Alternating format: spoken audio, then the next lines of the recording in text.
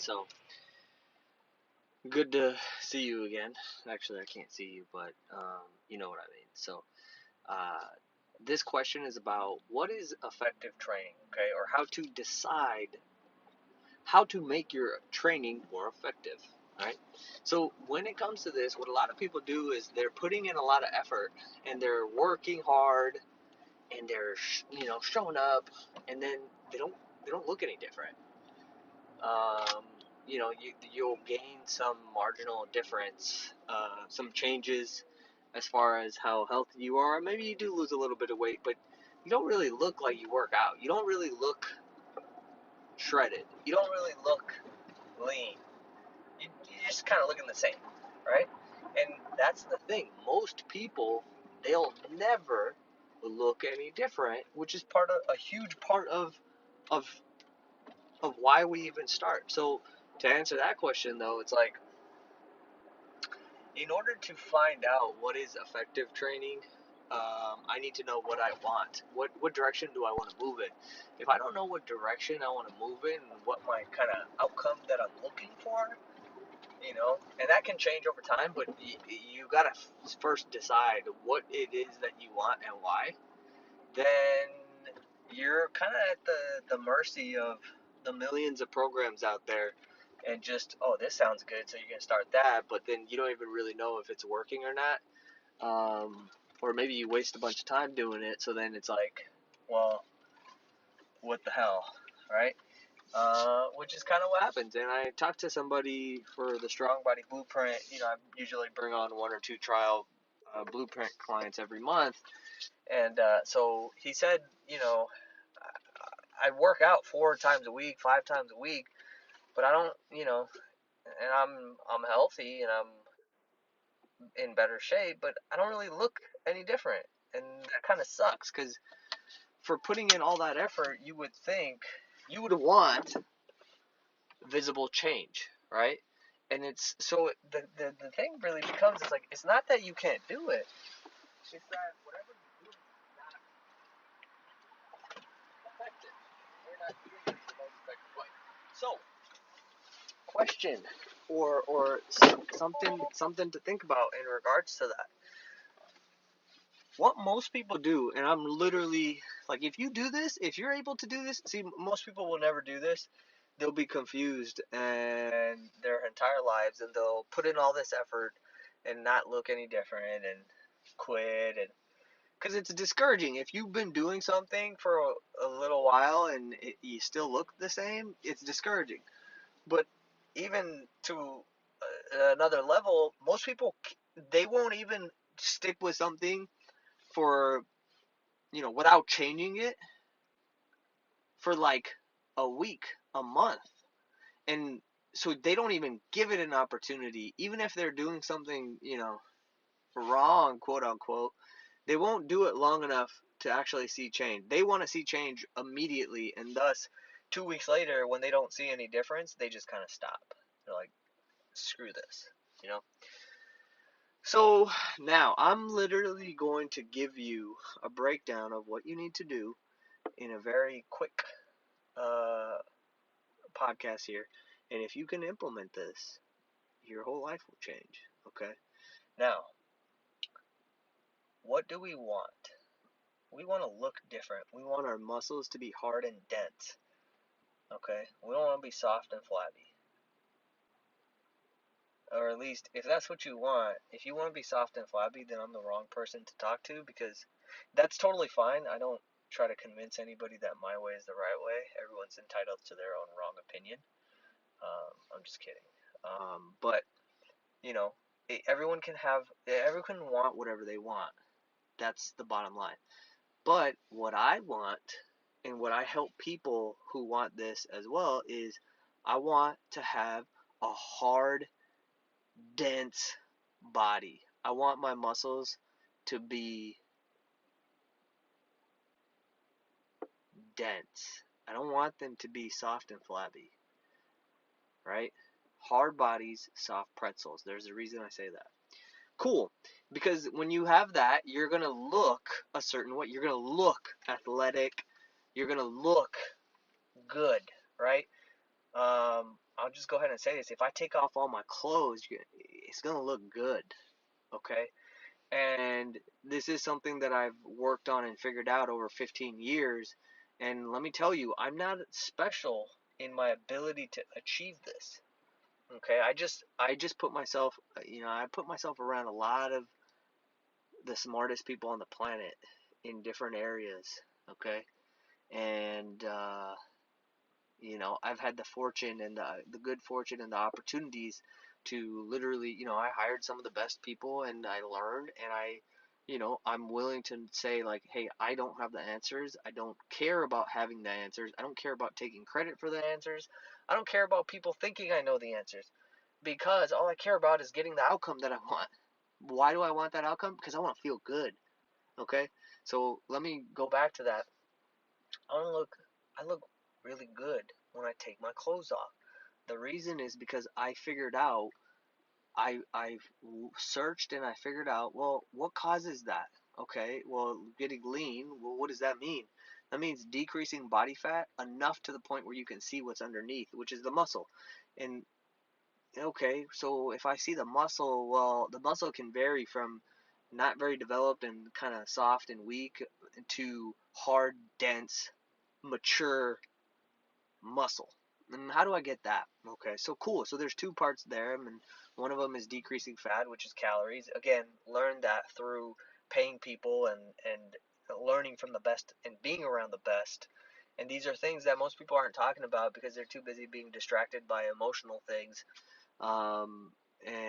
Meanwhile, we're over here just, hey, what actually closes the gap? What gets me closer to what I want?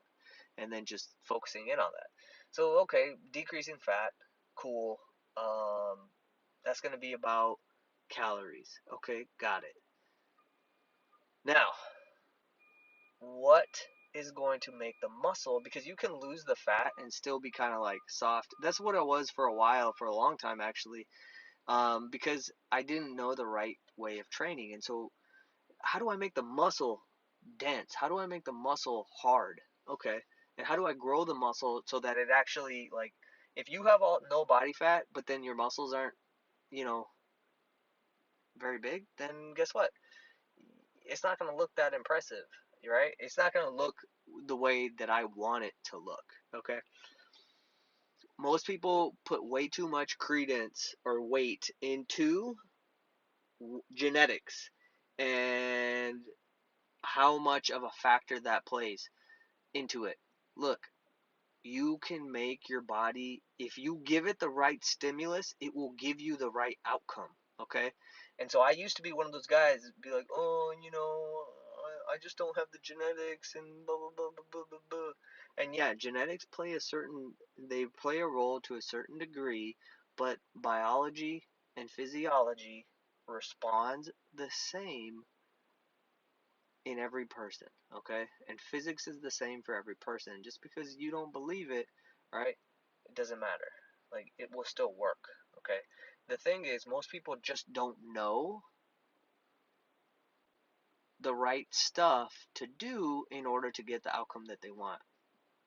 Or if they're doing the right stuff, they're not applying it in the right way. It's haphazard and they don't know what is that thing. Okay, so getting to the muscles. Okay, I want the muscles to look a certain way. Well, guess what? Okay, the muscle responds. The thing that the muscle understands is how much tension is placed on it. Okay, so easy example here is if I take my hand, I make a fist, and I flex my fist towards my shoulder, I am increasing tension in my bicep, correct? Now, if I had a dumbbell, say I had a 15-pound dumbbell, if I start to bring that up towards my shoulder, I'm increasing the tension on my bicep. Now, if at the top where the movement kind of stops and my forearm is touching my elbow pit is closed all the way, my forearm is touching my bicep, okay, I can kind of hold it there, but if I intentionally squeeze and try to crush that space between my elbow pit and try to bring my forearm into my bicep, I increase the tension dramatically. That's what the muscle understands. That's the language the muscle speaks. Again, more things that I learned from Nick Peterson and Ben Pekulski and a lot of other people, very intelligent people, that gets kind of lost in the jumble. The language that the muscle speaks is tension. The muscle doesn't know that you're holding a dumbbell that weighs 10 pounds. The muscle doesn't know if you're using a band. The muscle doesn't know if you're using kettlebells. The muscle only understands and responds to the tension created in that muscle. So, and then it will change and adapt to that. So if I can control the weight and increase the amount of tension and bring that focus into my training, a couple things are going to happen. One, the muscle will actually respond and start to look and be different because you spoke the language of the muscle. Another thing that's going to happen is you're going to have to lower the weights, because when you do stuff with this much force or this much intention and contraction, you can't do the same weights that people normally do. The reason for that is because when people lift weights, there's a lot of momentum and gravity helps out, and compensation that is involved in people's exercise. And so think about that. If I want my bicep to change, but then my shoulder is helping out and I have my hips and my back helping out because I'm using momentum, the muscle's not actually being on tension as fully as it could, right? So why would it respond the same if, or like when I lock everything down, I don't use momentum, I don't allow other muscles to help out and compensate. Now it's just the bicep that's doing this, and the tension and in that muscle is going through the roof. Why would those two methods yield the same results? It's only the muscle that's doing all the work that is going to be changing the most, right? A good example is when people lower weights, they're not doing anything. It's gravity that is moving the weight to the ground, and then you kind of catch it so that, obviously it doesn't crush you. A great example is in a bench press where people on the way down, there's not really like they're not doing any work. They're not lowering the weight. They're dropping the weight, and they happen to be holding the bar, and the bar is caught at the bottom, and it bounces off the chest. It starts moving up a few inches, and then at a certain point, then the muscle does a little bit of work to contract and move the weight. But then it's already got momentum going from the weight, or from the bounce. So if I can eliminate all momentum, if I can make this as strict as possible, and I can isolate and focus the tension into the muscles that I'm trying to work on, you will have more growth and progress than you can even imagine. That's the secret right there. So I'm going to stop right there. Like I said, this is what I work on with my clients who I work with, on a regular basis. And I work with people I've been doing this for a long time now, so I've had people working for years and years. But this is how we do things, and this is why we get so much better results and so much faster, and not even needing to use all of this extra equipment and weight and blah blah blah. Because look, is my goal to curl the most, or is my goal to look a certain way and be strong? I got to be very careful about this, because if my goal is to just have the highest number on my curl, okay, well, you could use momentum and throw it around and whatnot. But if my goal is to actually cause change inside of the muscle, I got to speak the language of the muscle. If I don't speak the language of the muscle, which is tension, it's not going to change. Imagine trying to teach somebody how to, you know, make an espresso when they speak Cantonese and you speak English. Yeah, you could kind of show, like, even if you don't speak their language, you could kind of show them things and they'll kind of get an idea of it and you'll get somewhere.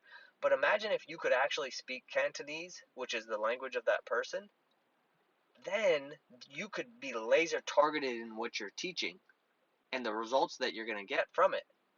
That's the same thing. You're speaking the language of the muscle. Now, just as a byproduct of, you know, lifting weights, you're getting more attention than the person who's not lifting weights, right? So you're going to get some results. Now imagine if you knew the exact context and knew everything and you had intentional squeezing and all this stuff. That's the equivalent of not only speaking Cantonese to this person, but then understanding context. Like sometimes, a lot of times, a translation of from one language to another, there's a lot lost because it's not about literal translations. There's context, there's so many other things.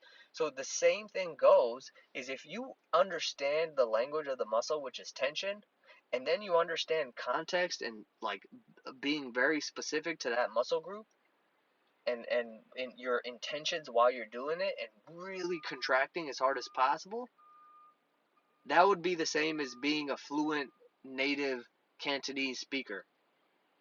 Now you're going to get an amazing espresso. You're going to teach this person like on point. There's nothing lost in translation.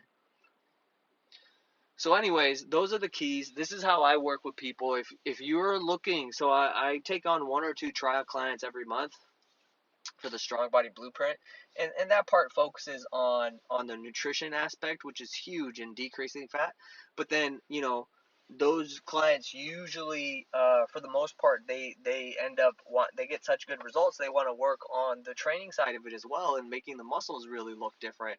And so those are the people that I work with um, for for a much longer period of time. But we can like begin to, and that has to be kind of the situation because we tailor and tweak and adapt each person's training to them versus other ways around, and we figure out ways to create more tension and get better at it, which takes more time. But that's I have one more spot left for January, and then once that spot's gone, then probably in February I'll have 1 or 2 spots, just because I spend so much time with each person. That's just how it goes. So shoot me a message on Instagram if you had any takeaways from this. As always, tag me on Instagram, okay, with your key takeaways or whatever resonated at Ranbir.Sanghera, okay? I'm giving you things that people won't talk about and they'll make super complicated.